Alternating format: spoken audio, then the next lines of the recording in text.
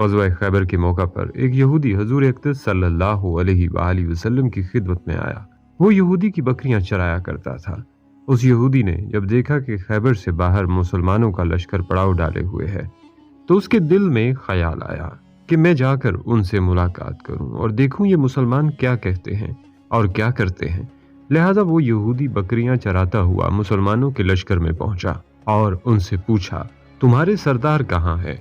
सहाबा कराम रिज़वानुल्लाहि अलैहिम अजमाइन ने बताया कि हमारे सरदार हुज़ूर अक़दस सल्लल्लाहु अलैहि वसल्लम उस खैमे के अंदर हैं। पहले तो चरवाहे को उनकी बातों पर यकीन न आया। उसने सोचा कि इतने बड़े सरदार एक मामूली से खैमे के अंदर कैसे रह सकते हैं। उसके जहन में ये था कि आप इतने बड़े बादशाह हैं तो बहुत ही अच्छे से ठाठ के साथ रहते होंगे, लेकिन वहां तो खजूर के पत्तों की चटाई से बना हुआ खैमा था। खैर, वो यहूदी आप सल्लल्लाहु अलैहि वसल्लम से मुलाकात के लिए अंदर दाखिल हुआ और आप सल्लल्लाहु अलैहि वसल्लम से मुलाकात की। उसने पूछा कि आप क्या पैगाम लेकर आए हैं? तो आप सल्लल्लाहु अलैहि वसल्लम ने उसके सामने इस्लाम और ईमान की दावत रखी और इस्लाम का पैगाम दिया। उसने पूछा, अगर मैं इस्लाम की दावत कबूल कर लूं तो मेरा अंजाम क्या होगा, क्या रुतबा होगा? हुजूर सल्लल्लाहु अलैहि वसल्लम ने फरमाया कि इस्लाम लाने के बाद तुम हमारे भाई बन जाओगे और हम तुम्हें गले से लगा लेंगे। उस चरवाहे ने कहा, आप मुझसे मजाक कर रहे हैं। मैं कहाँ और आप कहाँ? मैं एक मामूली सा चरवाहा हूँ और मैं एक काला हबशी इंसान हूँ और मेरे बदन से बदबू आ रही है। ऐसी हालत में आप मुझे गले से लगा लेंगे?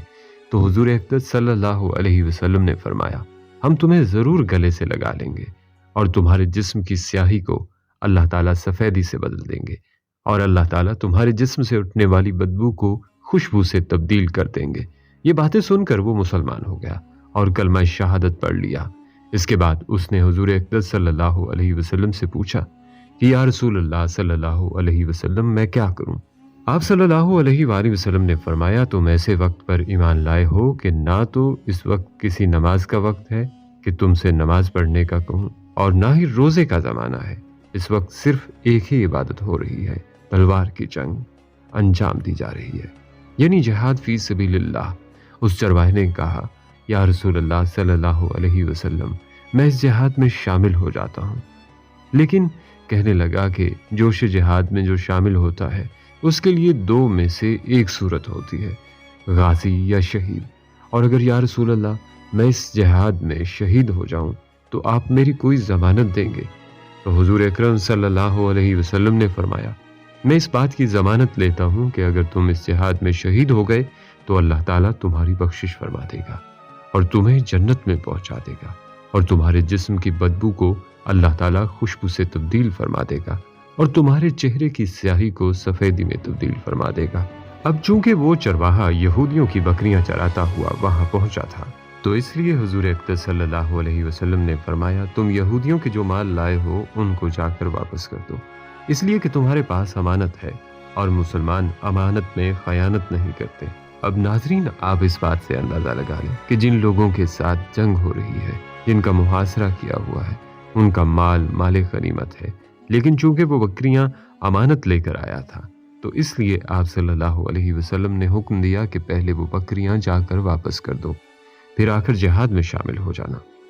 लिहाजा उस चरवाहे ने जाकर बकरियां वापस कर दी और आकर जिहाद में शामिल हुआ और जामे शहादत नोश किया।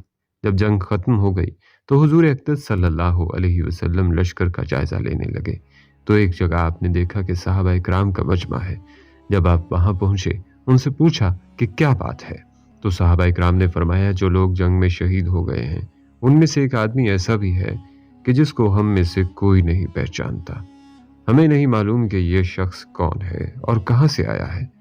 आप सल्लल्लाहु अलैहि वसल्लम ने फरमाया, मुझे दिखा दो। जब आपने देखा तो फरमाया, तुम इस शख्स को नहीं पहचानते, मगर मैं पहचानता हूँ।